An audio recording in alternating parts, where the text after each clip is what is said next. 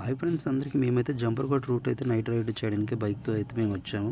So down దిగేటప్పుడు మాత్రం compulsory ఒకటో గేరు రెండో గేర్ వేసి గేర్లో మాత్రం బండి దించండి. బండి కంట్రోల్ మన కంట్రోల్లో ఉంటుంది. సో మొన్న ఇదిగోండి ఇదే మన ఆటో, మన ప్రమాదానికి గురైన ఆటో అది. సో డౌన్ దిగేటప్పుడు మాత్రం చాలా కేర్ఫుల్ స్లోగా దిగండి, ఏముండదు. సో అవతలకైతే చేరుకోవడానికైతే మాకు రూట్ చాలా ఇబ్బంది పడ్డాం. సో రోడ్డు వర్క్ అనేది జరుగుతుంది కాబట్టి అక్కడక్కడ మట్టి దిబ్బలు వేస్తున్నారు కాబట్టి కొంచెం కష్టంగానే అవతలకి వెళ్ళడానికి అయింది.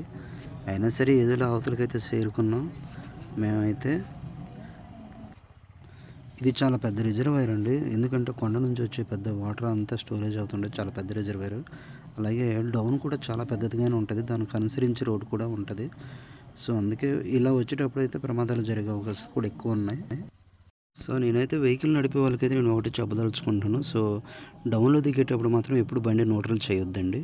గేర్ మీద బండి అనేది దిస్తే మనకి ఏముంటుందంటే బండి కంట్రోల్లో ఉంటుంది కాబట్టి స్లోగా వస్తే ఇంకా బెటరు.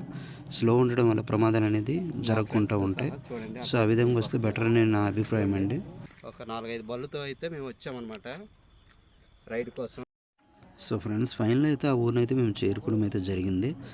సో నైట్ అయితే ఆ ఊర్లో ఇంకా స్టే చేస్తాం.